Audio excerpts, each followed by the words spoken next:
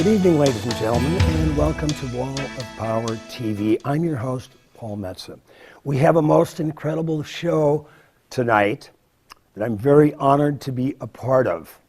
Part of the story started 44 years ago, got picked up in 2001, which is the reason why these gentlemen are here tonight to talk about their participation in one of Bob Dylan's greatest records called Blood on the Tracks. We're continuing a great night in conversation with first four of the guys that played on Bob Dylan's Minneapolis sessions for Blood on the Tracks.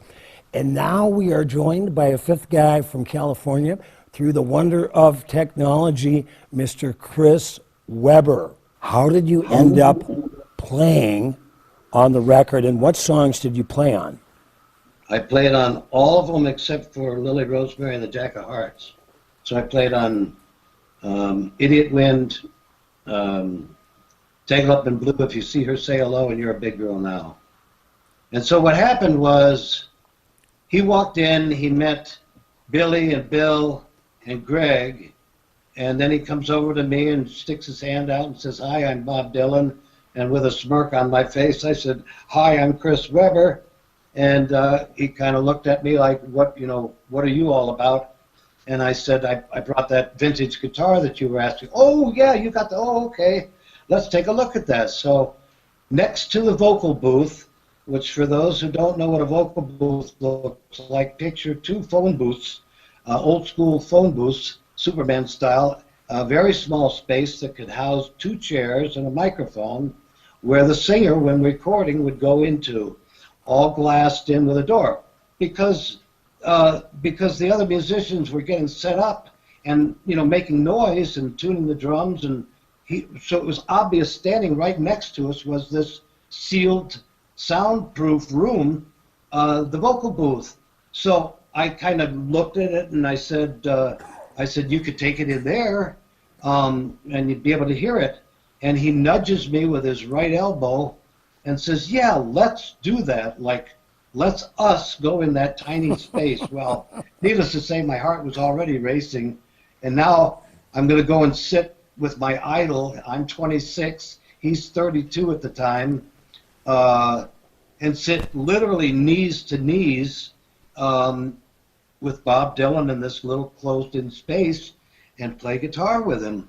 Because he had a guitar as well. So we sit in there. We get settled, and he says, "Do you play?" And I said, "Sure, I've played all my life." So I play a finger picking thing. I'm a pretty good finger picker. And I finish it. It just takes about a minute to play it, and it's a rag. And he says, "Whoa, you play well." And I thanked him, and he says, "Do you write any words?" And I sheepishly, said, "Yeah, I've written some words," but it was like, So he was very nice, twinkle in his eye. He knew what was going through my mind. And he said, "Come on, sing me some words." And so I said, okay. So I sing him a song called "Come On Home With Me," about the troubadour on the road, looking in the front row for the girl he was going to hustle that night and take back to the hotel and keep him warm. "Come on home with me. I don't need to know your name. I don't need to know your game. Just spend the night with me." He listens to the whole song. He says, "That's a nice tune. Linda Ronstadt should do that." And I'm thinking to myself, holy cow. Yeah, Bob, make the call. And maybe I'll get my song get famous with Linda Ronstadt singing. And he said, "Learn this tune here. Let me teach you this tune. I'm going to go visit with my boys in the break room, and come and get me when they know the tune." So he starts teaching me Idiot Wind, and an odd change from a C minor to a D major. And he says, after we played it, he played it, then I repeated it. He says, "What's the name of that chord?" And I said, "The C minor?" He says, "Yeah, the C minor." I still don't know whether he was testing my knowledge or whether he didn't know. I have no idea. But it was pretty clear, at least at that point in his life and my life, I was a better player. and he was acknowledging that. And so he taught me the chords. He played an A minor on one passing chord. I heard it as an A minor seventh. He said, "Whoa, wait a minute, what'd you do there?" So he's got great ears. And he says, I said, "You played an A minor 7 there, right?" "No, I didn't. I played an A minor. But I like that A minor 7. Leave that in there." So I always like to see that I actually changed one of the chords in the song. So Chris Webber, how many songs did you end up playing on Blood on the Tracks? 4. And which ones were they again? Tangled Up in Blue, Idiot Wind, If You See Her, Say Hello, and You're a Big Girl Now. Now, I missed out on Lily Rosemary and the Jack of Hearts because that's when I was calling Peter to come over and play mandolin after Dylan approved that. so Chris Webber, one more question for you. Thanks so much for your time. How does it feel now after 44 years to finally not only hear the new mix, but to see your name on the record? Well, that's a thrill. I mean, you know, like everybody says, it's just nice, and Breen said that it's nice to finally get acknowledged, you know, for what we did, because I think especially the 5 of us, you know, contributed quite a lot to not only making the album as good as it was and having Tangled Up in Blue wind up as such a hit, but it also definitely gave his career a boost, and he hadn't been in the public eye for many years, and his star was fading a little bit. But it was especially cool that it was an acoustic album, back to his roots, and it's just a collection of tremendous songs that we were fortunate enough to be a part of. Chris Webber, I want to thank you for your time today. We have your compadres here that played on Dylan's Blood on the Tracks that we've got to get to. Have a wonderful day, and we all give our best to Vanessa. Thank you. And to all you guys, and Peter, I hope you're feeling better, and I hope maybe one day you'll be able to play that mandolin again. I missed you guys. Love you all, and thanks for the time and the attention. Thank you, Chris. You bet. Bye. We'd like to thank Chris Webber for his time today, the man who owned the Podium Guitar store where this whole story started. I want you to meet Two Gingers Irish Whiskey. I'm Kieran and I'm Irish, so I tend to like a challenge. Why not? I wanted a whiskey to help find me out what's out there. Like what's really out there. And I found the oldest distillery in Ireland with a water wheel and awards for its small family of whiskies in the middle of Ireland. As I've always seen it, you can't win the lottery unless you buy a ticket. So try it. The investment is small and the flavor is big. It's perfect for drinking neat. Its character holds up, like the Irish, when the bastards try to get you down. Two Gingers Irish Whiskey. Distilled twice for more character, time for more flavor, and less of the old burn. No lite bastardes carborundum. Don't let the bastards get you down. There's always something going on at Grumpy's. For happy hour on Monday, it's half-price beer and wine. Killer prices on local taps all day Saturday, and bottles of wine at half price every Sunday. At night, the turntables at Grumpy's stay busy with the Minnesota Music Listening Party on Monday and Vino Vinyl on Thursday night. Trailer Park Trivia packs the house on Wednesday night at 8 p.m. And don't miss T-Bone Bingo on Sunday nights. They have it all. Every night of the week, it's Grumpy's Northeast.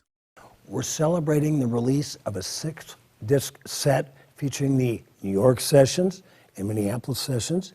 Kevin Ortegard will tell us more about that in a bit. But the man who heard the Minneapolis sessions first is here with us tonight, Minneapolis Star-Tribune critic John Breen. Thank you, Paul. I knew Kevin Ortegard, since 1971. If nothing else, Kevin was a great self-promoter. Back then, he had his first solo album, and I was working at the Minnesota Daily, and he came and introduced himself, and we remained in touch forever. And Kevin, of course, not to be shy about playing with Bob Dylan, which was, what, Christmas Eve was the first night? Close to it. Kevin calls the next morning to tell me about it and says, you know, I got to play with Bob Dylan last night. You know, I ended up doing a story for the Minneapolis Star, where I was working at the time, and I also ended up doing a story for Cream magazine, a national magazine, about this singing brakeman, because Kevin had a day job. He was a brakeman on the railroad, and so that was the headline, the singing brakeman. But fast forward a month later, the album was due to come out in January. And what happened is they'd already printed up the copies, the liner notes, everything was done, no Minneapolis sessions. I get my advance copy from Columbia Records. It comes in a white label. There's no packaging on it. Of course, I call Kevin. I say, I've got the record. Got to come over and listen to it. So we go over to Kevin's apartment, living over in the West Bank, not far from where Peter was living, and we listened to Blood on the Tracks for the first time when Kevin discovered how much of the Minneapolis sessions were really on there. Half. Which you didn't know. You didn't know how much was going to be Not until there. that very moment, and thank you for coming over. Well, thanks for You're inviting invited me. back. You had a good stereo system, I remember. I had a good stereo. The KLH 17s I bought from Sound of Music, that guy that later turned everything into Best Buy. I kept them until, you remember the KLH 17s? Until a few years ago, we had those speakers around the house. And you still have that original copy of that album? I do. have. My mother encased it in glass. It's never coming out until your next birthday or something. We'll figure that out. You know, Peter told a great story. He thought he was dreaming when he played with it. Billy, just another gig for Billy Peterson because he's a bass playing Super Dynamo. What did your parents think when you said, oh, by the way, I'm on Bob Dylan's new record? They were skeptical. My mother was all for it, and she became friends. She had already been friends with David Zimmerman, and she felt that this was David Zimmerman really bringing home the goods in terms of being Kevin's manager. She felt this was the greatest thing that that David had ever done for me, and it truly was. And my dad said to me, turned to me on a Sunday morning and said, I'd like to golf all day too. And those were the Like my dad used to say about my music career, it's a great avocation, but not a really stable vocation. Right. We've all been through that, right? I never got that. Well, you had your really parents were jazz musicians. musicians. Well, look, Yeah. fast forward to today. Say you've got a kid, and your kid is thinking about going into the dog sitting business. Hey, how you doing? Going into the music business. Is there a music business? Would you encourage a young person to go into the music business today?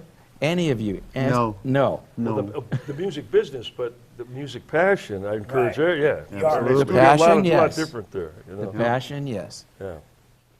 We're going to have a little bit more on Wall of Power TV with the live human beings who played on Bob Dylan's Blood on the Tracks, Minneapolis, 1974, after these messages. What can you do with so much space?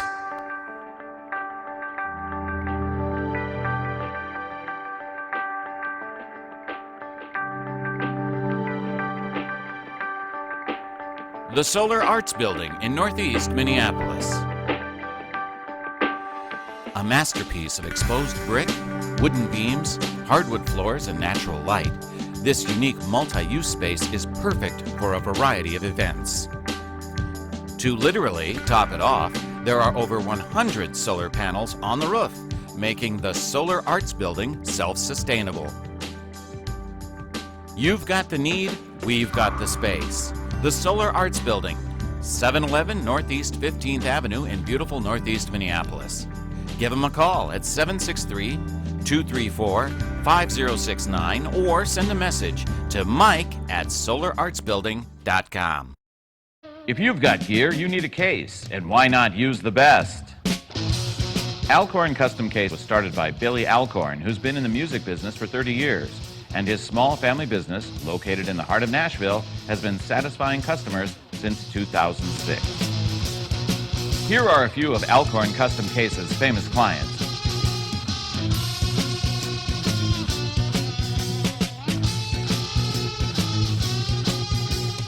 When you're on the road, your gear has to get there in one piece.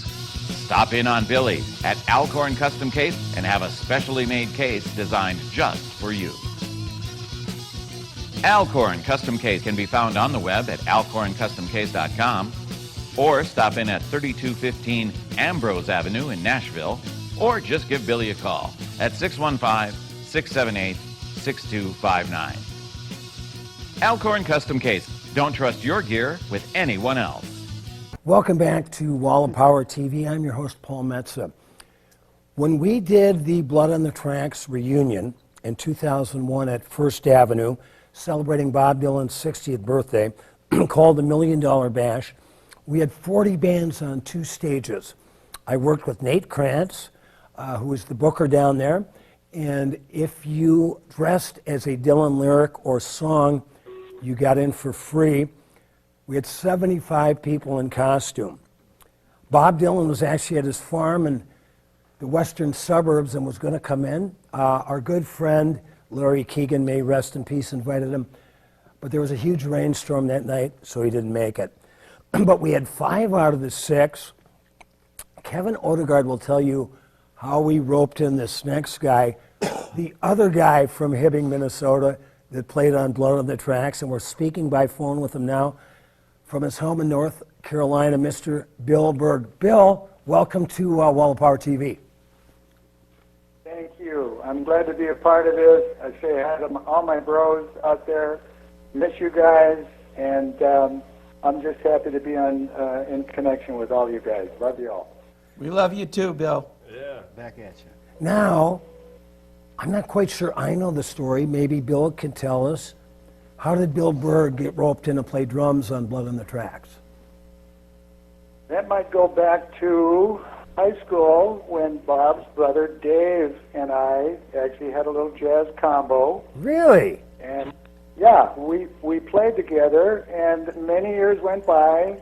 I became a Navy musician late in the 60s, got out of the Navy, and there's Dave calling me to do a demo at the very early Sound 80 studios, not even the big building, but I worked with Dave on a demo, and then we kind of kept in touch for those early 70s, and then lo and behold, here comes 1974.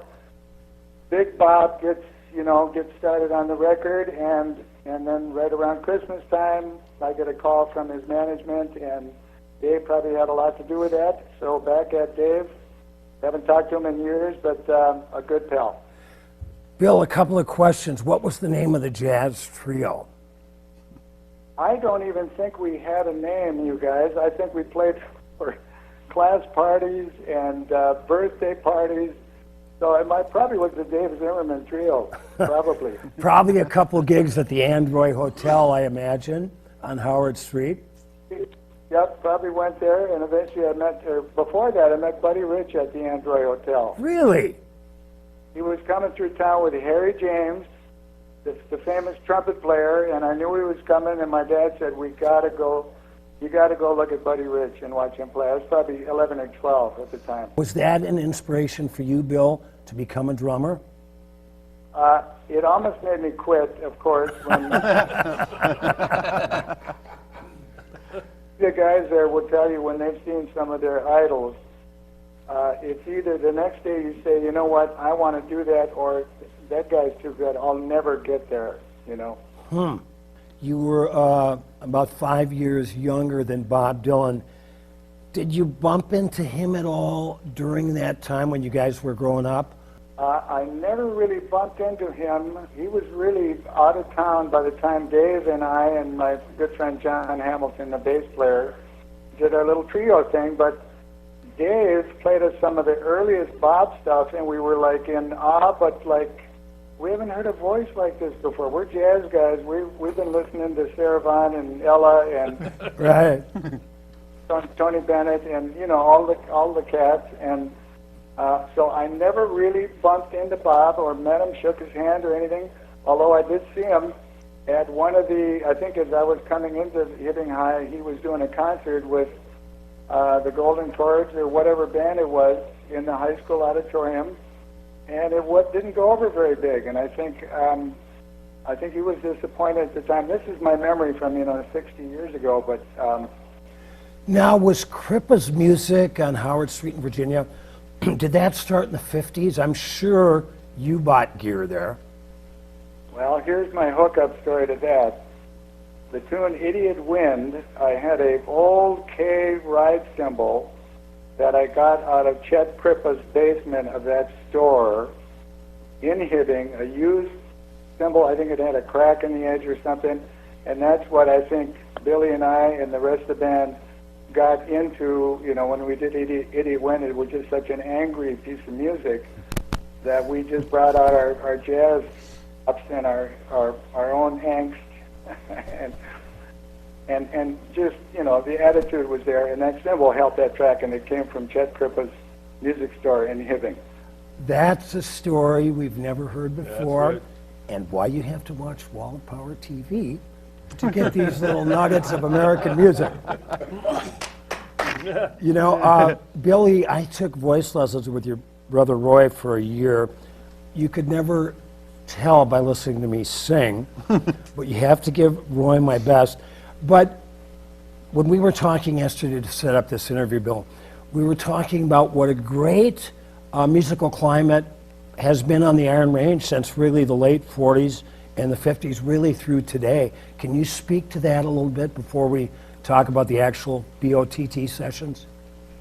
That era there, and it started for me in the early 60s, I got in my first rock band because there was no jazz around happening really other than little two-beat bands and polka bands and country bands and all that.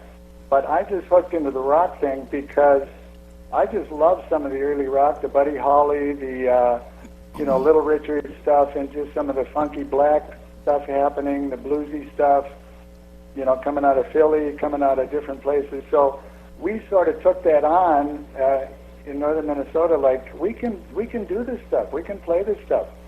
A little less Beach Boys from the other coast, Right. that kind of stuff. A little more gritty kind of music, and it was starting to happen up in Hibbing and Virginia and all in Duluth and everywhere else. We had in Duluth we used to do battles of the bands with all kinds of bands. We'd show up at the Armory. You got a call to come into the studio. You and Billy Peterson were playing in Natural Life at the time. That was fusion jazz with a Midwest twist, right? Yeah, I don't know what, it was real progressive, the stuff we were doing. All of us were doing different things. Greg was involved with This Oneness and, went on to do his thing. And our band was formed with Bill Burr as the initial drummer. Bill, can you hear me pretty good, man?